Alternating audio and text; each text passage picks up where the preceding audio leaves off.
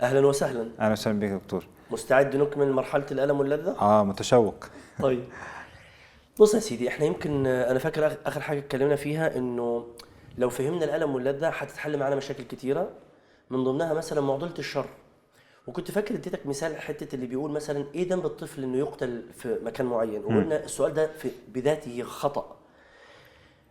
بس ممكن حد يعترض ويقول لك ايه يا دكتور، طب ما الآية بتقول وإذا الموءودة سئلت بأي ذنب قتلت، صح؟ هي إذا الموءودة سئلت بأي ذنب في عالم البشر قتلت، مش بأي ذنب عند ربنا. يعني هو إيه الذنب اللي أذنبته في حق البشر عشان يقتلوها؟ إنما في حق ربنا ما فيش حاجة اسمها ذنب، هو أنا لله، وكما قلت يأخذني بأي طريقة يشاء. في سؤال كده له علاقة أحيانا بمعضلة الشر بنطرحه في الدورات والمحاضرات المتعلقة بملف الإلحاد، وهو يمكن يبقى صعب شوية. طيب واحدة ممكن تقول لك، أو واحد ممكن يقول لك طب يا دكتور إيه ذنب الطفل الذي يغتصب وهو صغير؟ فأنا عادة بجاوب إجابة سريعة شوية مفاجأة، أقول لها وإيه ذنب الطفل إنه يطعم وهو صغير؟ فيقول لي إيه العلاقة؟ أقول لها العلاقة كالتالي، الاثنين من وجهة نظرهم هم، أنا طفل صغير تم تثبيتي من قبل أشخاص كبار وتم إدخال جزء في جسدي مؤلم، صح ولا لا؟ صحيح. الاغتصاب كده والتطعيم كده. إنما من وجهة نظرنا إحنا ده اتظلم ومش عارف وهيعيش حياته بقى بوصمة عار إنه تم اغتصابه، وده بالعكس كان عشان المناعة عشان مصلحته والمصلحة ومش عارف. يبقى الاعتبار هو الذي يجعل للمسألة أثر، وده من تخلفاتنا للأسف. أنا في أحد ملفات اللاجئين في بلد من البلدان كان من الحالات المؤثرة اللي شفتها بنت تم اغتصابها من قبل أفراد جيش. ده ما كانش مؤلم بقدر الألم اللي خدته إنه أهلها لما دخلوا على المخيم ما سجلوش اسمها معاهم لأنهم استعروا منها. دول قتلوها أكثر من الاغتصاب. ده تخلف. تعال بقى عندنا في الإسلام تبقى مغتصبة، بل أكثر من ذلك، قد تكون زانية وأسلمت وتابت فيتزوجها صحابي وما يسألش في الماضي بتاعها. هات لنا بقى النفسيات المتحررة بتاعت اليومين دول عشان يتعلموا من الصحابة. تلاقيه شاب كيوت وكول وبدلة ومش عارف إيه، وأول حاجة أنت عندك ماضي؟ أنت كنت تعرفي يا ابني أنت مش عايز واحدة صالحة ومش عارف. وكمان يعني الكلام ده برضه بيتقال للبنات. طيب فحتة مفهوم الألم واللذة لو اتفهم هيحل لنا مشاكل كتيرة. آخر حاجة ممكن أنهي فيها في الملف ده، واحدة كنا في دورة من الدورات في فقه الحب والزواج، فقالت لي يا دكتور هو ليه ربنا بيفرض علينا حاجات مؤلمة؟ قلت لها ازاي؟ قالت لي زي تعدد الزوجات. قلت لها أولا ربنا ما فرضوش، ربنا أباحه، وفي فرق بين الاثنين. قالت لي حتى لو كده دي حاجة مؤلمة. قلت لها طيب، هي كانت موجودة هي وجوزها في الدورة التدريبية دي، وهما الاثنين حكوا لنا قصة التعارف وازاي ان هو كان في بنات يعني عينهم عليه وفي شباب عينهم عليها وفي الاخر اتجوزوا. طيب فقلت لها لما انت حصلتي على جوزك حصلتي على لذة، كم شاب تألم وكم بنت تألمت؟ صحيح. طب بلاش كده، الحماة تألمت ولا ما تألمتش؟ انه ابنها اللي ربته مش عارف ايه، خصوصا لو كانت للأسف مش مستأنسة كفاية، متعلقة تعلق مرضي. سكتت. قلت لها انا هديكي بقى الألم الحقيقي، سيبك من الألم اللي انت جبتيه ده. فوانا لسه عايز اتكلم رحت معيط. فبقت في حالة صمت كده في الدورة وعايزين يعرفوا ايه الحكاية، السر بالظبط.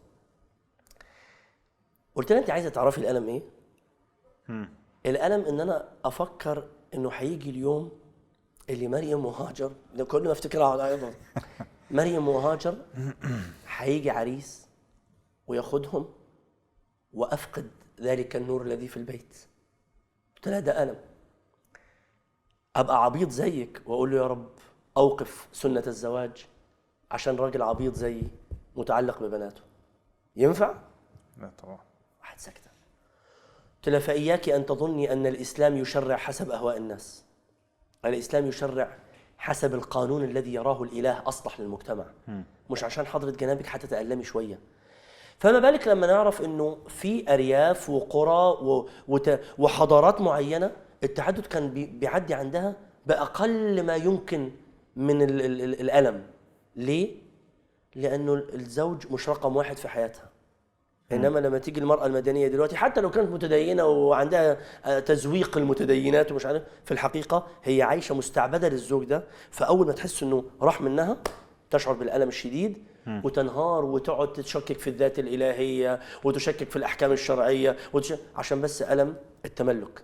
يعني هو الاصل ان الزوج ما يبقاش رقم واحد او الزوجه تبقى رقم واحد في حياته. طبعا، وده هنتكلم عليه ان شاء الله لما نيجي على حته انا والاخر والتملك والله انا الاخر. طبعا ده قولا واحدا من اكثر المشكلات عند الاناث انه الرجل يبقى رقم واحد عندها. طبعا وده اللي موقع. هنزعل كتير من الرجاله كده.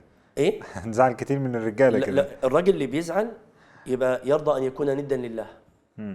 يعني الاصل ان رقم واحد في حياتنا كلها. يعني طالما انت جبت السيره دي، انا لما حد صاحبي يقول لي انت عارف انا مراتي بتحبني لدرجه ان انا لما ببقى مسافر بتبقى مش طايقه الحياه من غيري وبتبقى مش عارفه تاكل من غيري، بقول له انت يا ابني سادي، انت مريض نفسي، انت لازم تبقى مش مبسوط انها كده. هي لازم تبقى مستقله عنك وتعرف تعيش حياتها من غيرك. لكن مش معنى الكلام ده انها بتحبك يعني ما بتحبكش او لا، الشوق حاجه وانك تبقى متملك الانسان الثاني دي من الساديه. ان انا اقول انا مراتي لا يمكن تعيش يوم من غيري، لا يمكن يعدي عليها اليوم من غير ما تكلمني 500 مره. نعم ده مرض. هو الاصل انه يبقى عندها استقلاليه نفسيه وانت عندك استقلاليه نفسيه. انا دايما بقول الكلام ده. في فرق بين انا سعيد بنفسي وهي سعيده بنفسها فلما نلتقي نبقى اسعد، وفرق بين ان انا بقى شقي بستنى السعاده بيها وهي شقيه تستنى السعاده بيا وحلني بقى نسعد ولا ما نسعدش. طيب انا عايز ايه؟ انا عايز ابقى اسعد. صحيح.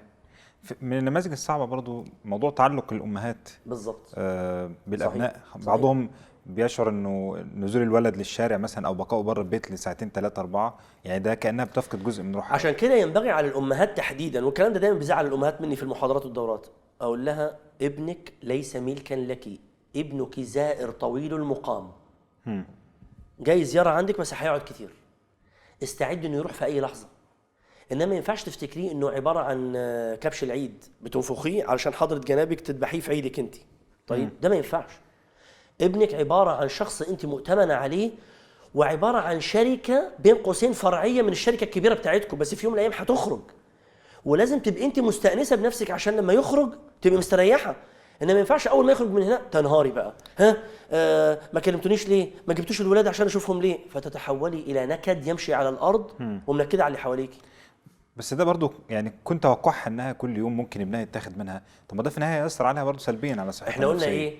لو هي توقعت انه اليوم ده هيبقى اخر يوم، بالعكس هتغتنم كل لحظه وهتبقى مبسوطه، خصوصا انها مسلمه لله. طيب انا لا اقول ان الفراق لا يؤلم، انت خدت بالك انا وانا بجيب سيره بناتي ابو شويه عياط. أيوه. طيب الناس بيفتكروا اكيد الراجل ده ما بيحبش لا، انتوا فاهمين غلط. اصل انتوا فاهمين انه المحبه تبقى ضعف او القوه ان انا ما عنديش دموع وما لا، ده غلط. هي الوسطيه انك تبقى عندك العاطفه دي وبنفس الوقت عندك القدره انك انت تبقى متزن. وانا هقول لك مثال تاني. انت عارف ان انا من اول ما اتولدوا بناتي لحد دلوقتي عمري ما قلت لهم يا روحي ويا حياتي، لانهم باختصار لا روحي ولا حياتي، وهم عارفين الكلام ده. روحهم وحياتهم لهم وروحي وحياتي ليا. بتقول لهم ايه طيب؟ حبيبتي مش عارف ايه، قرة عيني.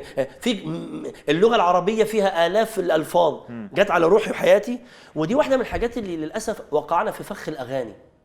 معظم الأغاني جعلت الآخر، أنا مش عايز أخش في حتة أنا والآخر، لكن عملقت الآخر في حياتنا. روحي وخد روحي وراح وأمل حياتي والحب كله وحياتي من غيرك عذاب وقبل ما تشوفك عينيا عمر ضايع والكلام الفاضي ده كله.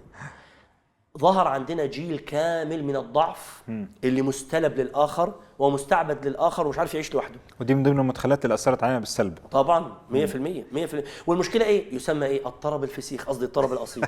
طيب ما ينفعش تتكلم عن الطرب الأصيل. فلانة وفلان ومش عارف إيه، لا يا حبيبي، طرب أصيل إيه؟ طرب أصيل إيه؟ ده ينبغي أن يستغفر له وأن يتاب عنه.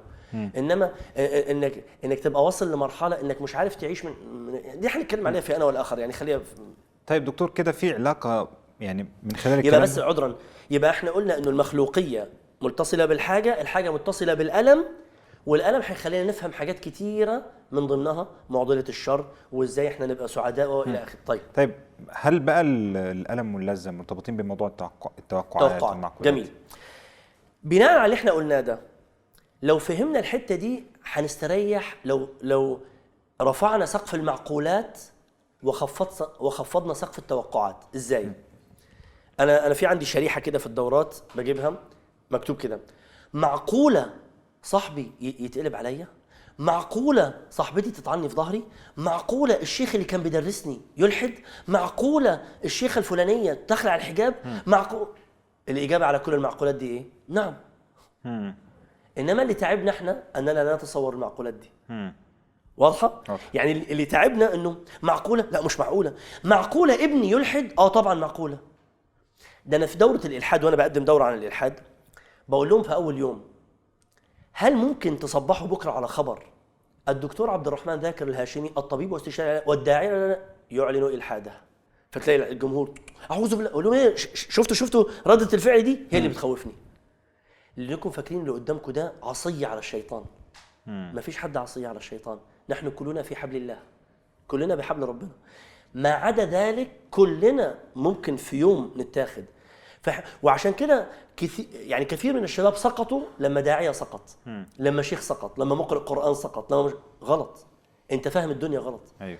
وبالتالي رفع سقف المعقولات هيحصل عندك ايه؟ مناعة ذاتية. طب خفض سقف التوقعات اللي ما توقعش كتير. طب دكتور مش ده تشاؤم؟ دول بتوع قانون الجذب بيقول لك توقع الافضل دايما، اكيد الشارع هيبقى فاضي، اكيد المطره هتنزل، اكيد. لا يا حبيبي، الدراسات وممكن ازودك بالدراسات دي تقول بانه الناس اللي بيقولوا الكلام ده دايما ويوهموا انفسهم بانه اللي جاي دايما افضل اكثر عرضه للاحباط والاكتئاب وقله المناعه النفسيه من غيرهم. وبالتالي انت بالعكس كل ما رفعت سقف المعقولات وخفضت سقف التوقعات كل ما بقت حياتك افضل. يعني انا بخرج يعني فلنقل انا عندي ميعاد معك، انا بخرج وانا رافع سقف المعقولات. يعني ايه؟ معقوله يبقى الشارع زحمه لدرجه انه ممكن ياخرني؟ واخفض سقف التوقعات. طب ده هيخليني اعمل ايه؟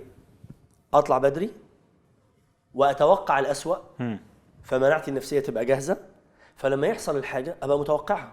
طيب انما لا الحاجه متظبطه والشارع هيبقى فاضي، اول ما تيجي الزحمه اتعصب بقى وتطلع مني الفاظ جارحه ومش عارف. طب ليه كده؟ ما كنت توقعته انتهى الموضوع. طيب الحديث احبب من شئت فانك مفارقه. طب ليه كده يا رسول الله؟ ليه التشاؤم ده؟ لا، ده علشان يخلي المناعه النفسيه عندك عاليه فتصل الى افضل مرتبه بعد الانبياء. مرتبه مين؟ قبله بين عينيه وبكى وقال: طبت حيا وميتا يا رسول الله. وطلع على المنبر يقول: من كان يعبد محمدا فإن محمدا قد مات، رضي الله عن أبي بكر الصديق. دي المرتبة. طب ليه؟ أصله كان متوقع، راح مفكرهم في الآية: وما محمد إلا رسول قد خلت من قبل أفإن مات أو قتل. ما هو فاكرها أهو. لكن بعض الصحابة التانيين كانوا الآية دي راكنينها على جنب، مش عايزين يفتكروها لأنها ضد أهوائهم. طيب إنما اللي فاكرها كان أبو بكر، وحق له أن يكون الأول بعد الأنبياء. رضي الله عنه. فحتة إن أنا أبقى بين قوسين مستعد بتوقعات منخفضة ومعقولات عالية، أي حاجة بينهم هبقى متوقعه. وده اللي احنا بنقوله: رجاء الأحسن وخشية الأسوأ. الجمع بينهم هي دي التوازن والصحة النفسية. إنما رجاء الأحسن وبس هبقى ساذج، خشية الأسوأ وبس هبقى متشائم. بين ده وده الخوف والرجاء تقوم الصحة النفسية. طيب اللذة والألم دكتور هل لها علاقة بالطمأنينة والسعادة؟ يعني زي ما الكلام واضح من كلام حضرتك لها علاقة، بس سأضطر آسفا أن أؤجل الكلام ده إلى الجلسة اللي جاية. طب ناخد لمحة حتى عنها. طيب هو الألم واللذة هتفتح لنا باب الشقاء والنكد، وهل الأصل في الإنسان الشقاء؟ طب والقرآن بيقول لك خلق الإنسان في كبد. طب يعني هل إحنا يعني مجبولين على الشقاء؟ هل الأصل في الإنسان؟ والمشكلة إنه بقى فيه للأسف الإعلام سوق فكرة إنه الإنسان المتدين ده دايما يعني في حالة نكد، ودايما بقى مطأطئ الرأس وبيتكلم بطريقة، والكفار بقى هم اللي عارف لعلنا يعني نفرد الجلسة اللي جاية للكلام على علاقة الألم واللذة بالطمأنينة والسعادة والرضا والشقاء والكبد والكلام ده كله. جميل إن شاء الله. استأذنك إن شاء الله، ولعلني ألقاك غدا ونفصل فيها. فإلى اللقاء. إن شاء الله. السلام عليكم ورحمة الله وبركاته.